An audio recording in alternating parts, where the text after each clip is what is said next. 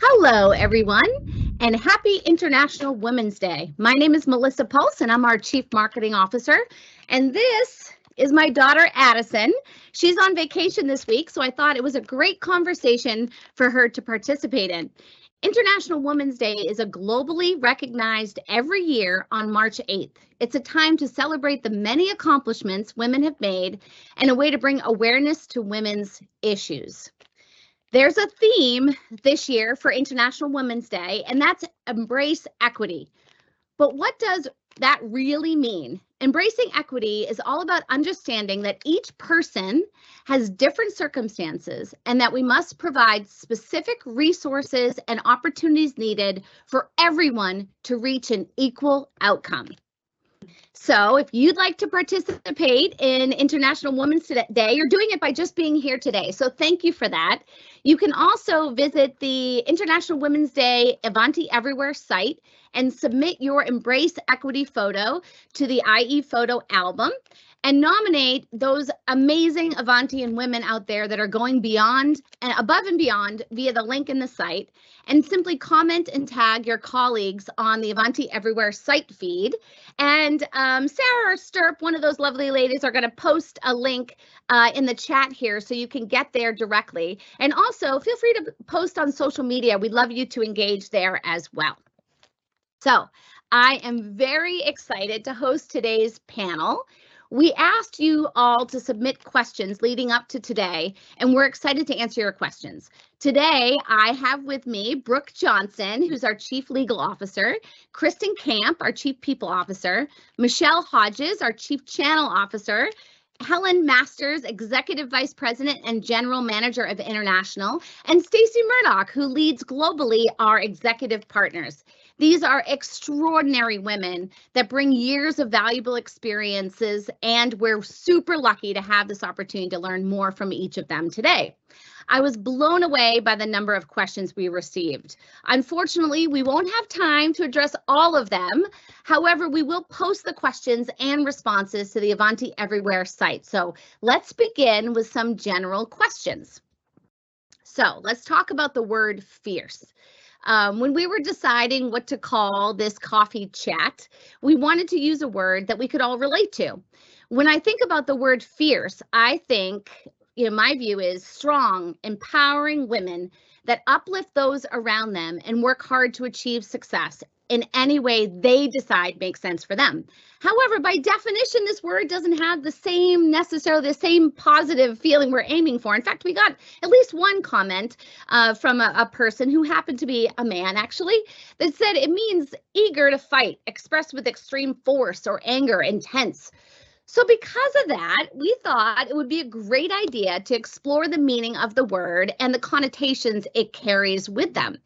So I thought we would start the first question with, what does fierce mean to you? Okay, so I'm going to start with Kristen. What does fierce mean to you? Thanks, Melissa. So to me, fierce means taking ownership of your experience, knowledge, and skills and translating those things into confidence. Awesome. I love it. Michelle, what about you? What does fierce mean to you? Yeah, for me, it means showing up authentically, right? Doing the hard work and showing up every day with intention, my ability to connect with folks, being present. That takes work, but it's a big part of me, right? That I want to bring every day. Perfect. And Brooke?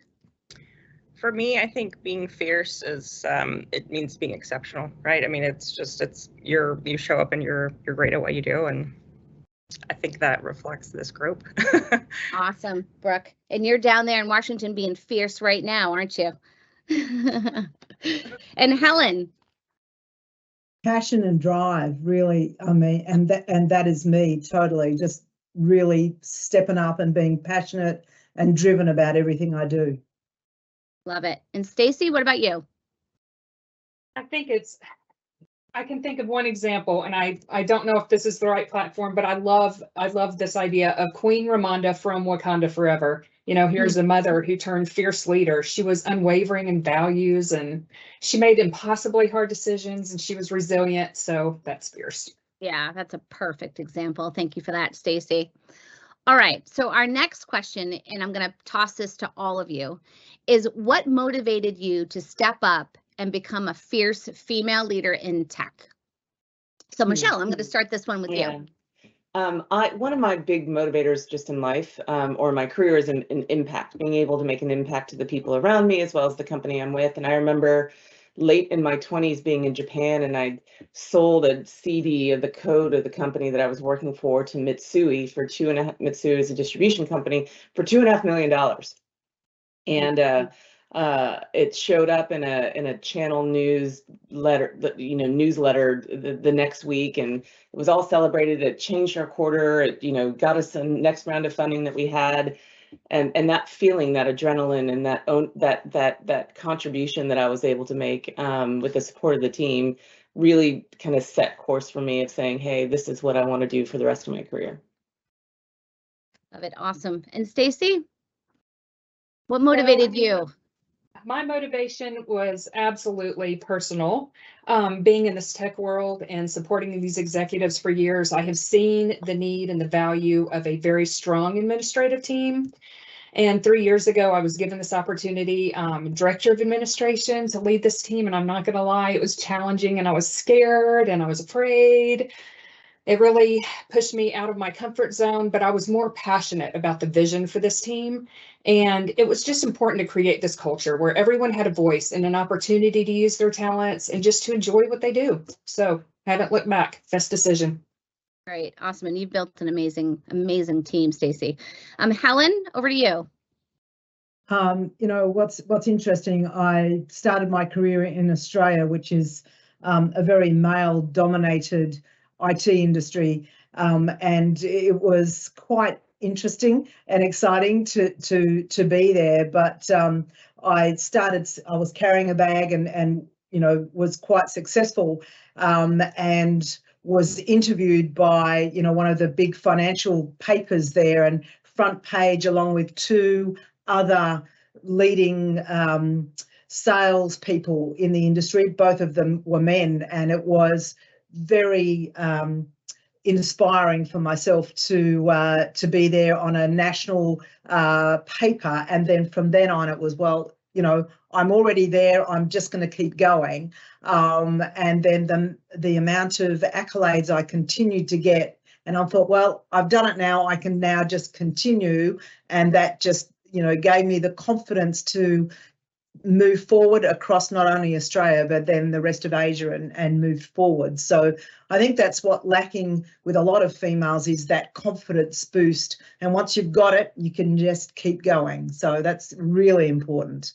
Yeah, super important. And we don't see a ton of really strong female sales leaders, especially in tech. So it's really awesome, Helen, to see you break through. And I think it started with having some experiences where you build confidence, and then you can break down the barriers from there. So that's Absolutely. That's awesome. Yeah. Kristen. I would say, that just the accumulation of successes and maybe failures, and trying to best myself, throughout time, and, level up with myself, level up with my team, and just, having the inspiration to continue to do better and better and better and better. And that's what's been a driving factor for me. Great. Excellent. And Brooke. So I started my legal career at a law firm, right? And I was a litigator. And so Ivanti is my first job as a lawyer in tech. And when I joined almost 6 years ago, I think the department was like 4 people. It was really small, and I saw so many things that just didn't seem to make any sense. It was like, why do we do it that way? Why don't we do it this other way? And I just saw opportunities to create efficiencies and to really help enable the business in a different way. And so really, it was honestly just like love of this company and love of the work that that kind of led me to this role. Jim Shaper promoted me, I guess 3 years ago, to general counsel. And I hope that, my desire to enable the business to create, sort of a more efficient process has, is seen by people who've been here longer than me. And it really is just about problem solving and wanting to give the best to Ivanti. So Awesome. Yeah, that's the best motivation is to, come in and make an impact, right? And have the desire to take your skills and your experiences and make an impact on business ability to grow. So that's awesome, Brooke. And we have a question for you later. Talk a little bit more about the challenges that you overcome. So now I'm going to move into specific questions that were asked of each of you. And I thought this was really cool. As I looked through the questions, there was lots of questions that came in for each specific leader, which was cool. So we picked one to ask each of you. And as I mentioned earlier, the ones we don't get to, thank you so much for asking the questions. We will respond to them and post on the Ivanti Everywhere page over the next several days. So Kristen, you're the first person with a specific question, and that is, what is the most important trait a female leader should have in order to be successful? Thanks, Melissa. So I thought about this quite a bit, and what I landed on was perseverance. So, perseverance is defined as the continued effort to do or achieve something despite difficulties, failures, or opposition. So this can be applied to self-improvement, skills development, position attainment, and it's not specific to women. It could apply to anyone who may be underrepresented in the workforce. Great. Excellent. Thank you for that. Helen, this one's for you. What do you think are the biggest challenges facing female leaders today? And we'd love you to give some more insights into experiences that you've had as well when you've overcome some challenges. Melissa, that's interesting. I was interviewed the other week around a similar kind of question. And it was, leading on to what kind of challenges did I have when I was, starting work, and it came around, childcare and, what should employers been doing to help. Thinking back 30 years ago and, showing my age, when I was working and raising my kids at the same time, juggling feeding schedules. I remember being in the back seat of the car as my husband's driving to work and I'm bottling the face of the kids in the back seat. The same kind of hassles that women today are doing, maybe slightly differently, working from home. Can I manage to do a load of washing at the same time as I'm, tidying the kitchen while I'm making a cup of coffee? I swear men have absolute male blindness when they go downstairs to do the same thing, right? It's interesting that, and Ivanti did that, some of the surveys that we've done, and women having to balance some of those things and feeling a little bit disadvantaged from work from home, as opposed to males doing the same thing. And the other thing, challenges that females face, is we've got to be seen as not aggressive but assertive. Otherwise we're seen as the pushy broad. She'll eat her own young to get ahead, whereas a man is seen as up and coming. So we've got to be doing a delicate balance in the way that we are perceived and the way that we handle ourselves. So there's so much that we've got to do, and it's a real shame because females sometimes hold back in how they put themselves forward, being very quiet in a meeting and sitting in a corner rather than participating and showing their true talent. So it is a balance. Some of the things that we've got to do to really put ourselves forward and really shine out. So it's the balance. So I really recommend that you join mentor programs, both inside and outside an organisation, get coaching on all of that. Don't underestimate yourself at all. Put yourself out there as much as possible and really grow confidence, because that's really important. Yeah. Otherwise, you'll never get that balance and you will be underestimated a lot. And that's a real shame. So put yourself out there, it's worth it in the end. You can fail, but if you don't try, you'll never get there. Yeah, yep, I couldn't agree more. And I'm gonna toss you a follow-up question here because Oh, someone asked it. This is a surprise follow-up question, but it relates really to what you just said. Someone asked the question, how do you balance the need to speak up about topics to take a stance on and when not to? And I think, I think that's a struggle we all have, right? Like, when do you know to lean in and speak up on a topic that really makes a difference, and when to step back and how to balance that? Do you have any thoughts on that, Helen? Oh, look, and it is a tough one, and it's how you lean in, and it's thinking through the positioning and understanding. I guess the reading the audience is really important. One of the things an early mentor taught me was, when you are presenting on some of those topics, is understanding your audience, who is pro you, who is going to give you the hassles, and then really presenting to the person or people in the audience that are not supporters, and crafting your presentation to be less confrontational, but bringing them along for the ride. And there's a lot of work that you can do, and it takes a long time to get there, but that's really key. And making sure that the way that you craft your message to bring them along that ride is really important. Yeah. Yeah. Look, and I think you have to know what you stand for too, like the things that are most important to you and what makes up your perspective on the world, and that you make sure you stand up for those things that you truly believe in. I have a quick story. I remember one time I started a new job. I'm not going to tell you which one it was, but I was starting a new job. My first day at that new job, we had a executive meeting, right, in this big executive boardroom, and I come in all excited and ready to rock and roll, and I sit down in a seat, and I'm the first one there because I want to be early on my first day. And this gentleman walks in the room, and he looks at me and he said, "That's my seat." And I said, "Well, if I knew we had assigned seats, I might not have taken this job. I'm not moving." And he was like, "Okay, you go," right? And he sat in the other seat. Like, in that moment, I was like, I got to take a stance with this guy. And if it was a woman, I would have taken the same stance. But I got to take a stance with this person because I'm not going to be a pushover as I first walk in the door. So it's just a funny example. We ended up being good friends. He was actually being sarcastic and joking, but I didn't know his sense of humor at the time.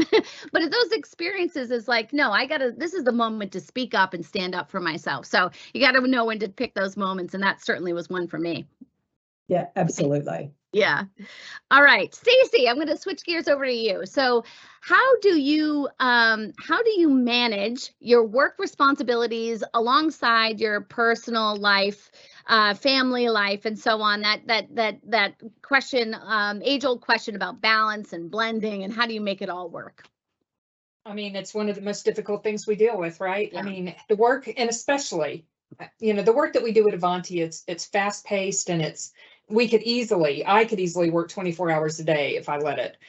And it's challenging because it's very important that I stay true to myself and really block that time. I mean, block that time for the exercise, block the time for your family, make sure that you're doing the things that you love to do, and just keeping that balance.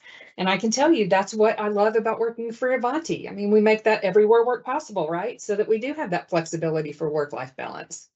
Yeah.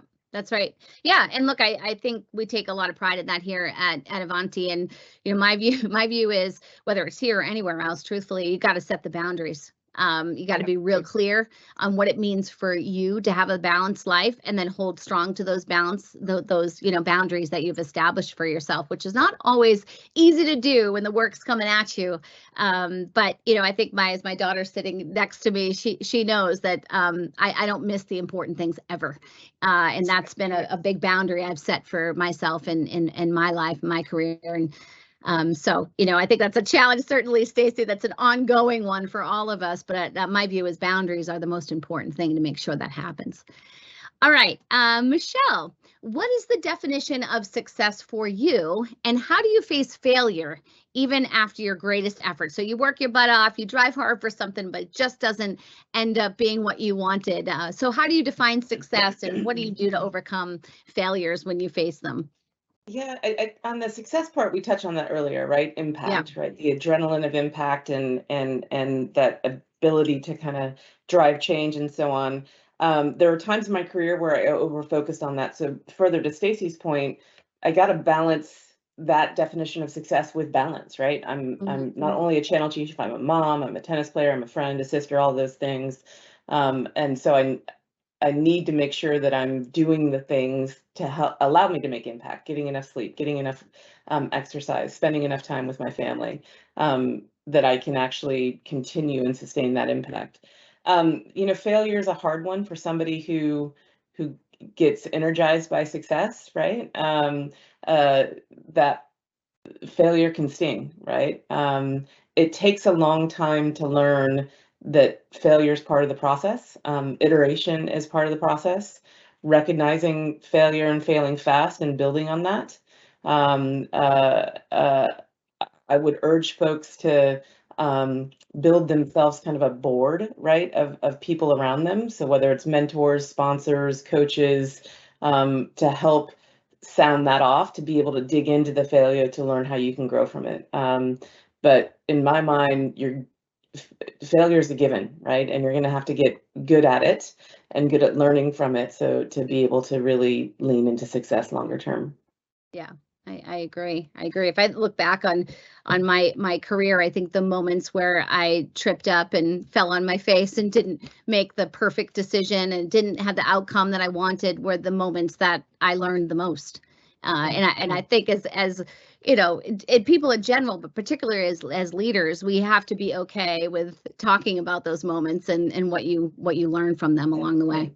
I mean, I've got one story. When my daughter was 4, she's 14 now. When they start talking, and you're a mom that travels and works a lot, and they start talking and start saying, "I don't like it when you leave. Where are you going? Why can't you stay with me?" I kind of freaked out. I'd been commuting forever all over. And so I quit my job at VMware and said, I'm going to work at Intel. It's just down the highway, and I can 9-to-5 job, and got Intel, lovely company, but it is like walking uphill through silly putty. People have been there for a very long time. And I was, there to write the software channel strategy, right? They're a chip company, but they've got all these software pieces of it.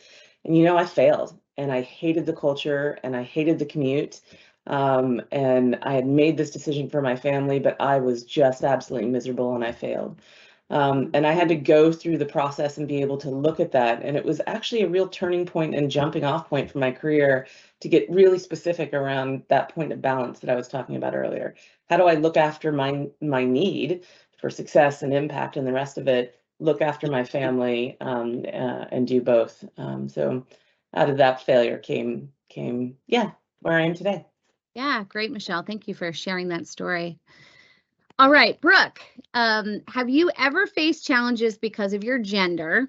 And if so, how do you address them? And again, these are questions that you all asked. We just picked out a few. So a specific person asked this question. It was actually Cataline.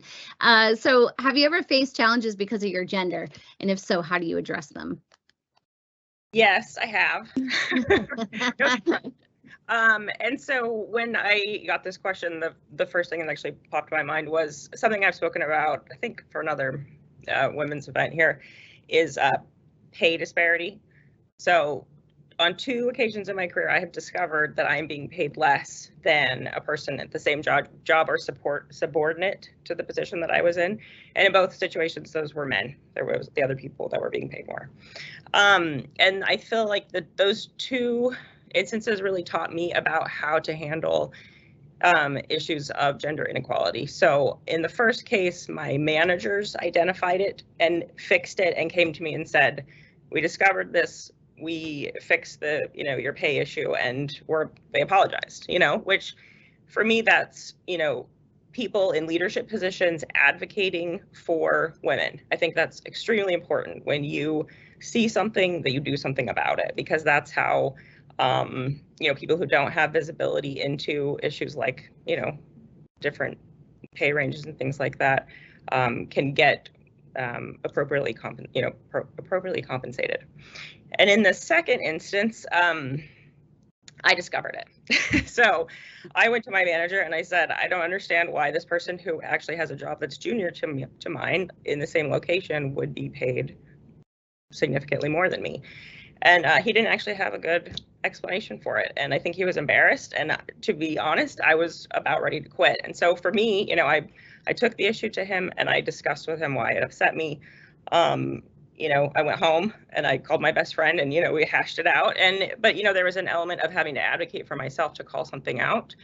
And then the next day they ended up correcting the issue. So in that way, we do have to advocate for people around us, but we also need to advocate for ourselves in those situations, which can be really hard. Helen, thinking about like, when do you push something, when do you not? It can be difficult when it's a personal issue, right? If it relates to something yourself. And so I feel like those were 2 lessons for me and 2 different ways of sort of managing things. And I've taken that lesson about, correcting issues or treating people fairly, particularly when you're in a management role, very seriously. Yeah, great. I love the idea of, making sure you advocate and stick up for yourself, but also when you see other situations that you think are not okay, that you stand up for those moments and advocate for them. I think that's really important. Okay, so I'm going to this question. I actually think it's for me, and I actually think it came from Jennifer Smith, but I'm going to have my daughter Addie ask this question. So I'm not asking my question to myself, but this is on behalf of Jen. So Addie, go ahead. Who has been your biggest supporter throughout your career? Okay, so I think you know the answer to this one. Yeah. So I been really, really blessed to have a mom that has been my biggest supporter, but she's also my biggest role model. My mom was a what we would now call chief marketing officer, but they didn't call it that then, at Kronos as I was growing up in the 80s, way back in a time where women were not taking on executive board room level jobs. And she had an opportunity. She actually did not graduate college, but she was just amazingly creative and super dynamic, very strong strategic thinker, was very empathetic to folks, and she was a phenomenal, and still is, a phenomenal leader. And Mark Ain, who is the founder and CEO of Kronos, identified that in my mom and gave her a shot, and she became what's now a multi-billion-dollar company. She's no longer there, but she was employee number 3 or 4 there, and led the growth of Kronos in its infancy. And what that did for me, what she blessed me with was understanding that women can do anything, not just anything men do, but literally anything they set their mind to achieve. And she would bring things home. I remember sitting around the dinner table and her asking my opinion on decisions she was making, and she would bring me into those things, and it just lit me up. And to this day, she's since retired, but she is my biggest supporter, my mentor, my role model, and I've learned so much from her. And she's one of those people in my life, and I hope that you all have, whether it's your family members or a mentor that you've discovered through your career, that you really lean on those people. So for me, it's definitely been my mom has been my biggest supporter, but I've also had a lot of really strong male supporters in my life, and that's another thing that my mom taught me, is that my dad would be cooking all the dinners and doing all the laundry, and he was also working professionally, and they just shared it all together, and it gave this sense of equity and equality in my home that I operate with the day in and day out. And that's something I want to also pass down to my 3 girls and my 2 boys, so that they have that same viewpoint. So yeah, I've learned from her, and I continue to learn from my mom. So that's my biggest supporter. Thanks for the question. All right, we're at time. So I want to thank you all for participating in today's coffee chat.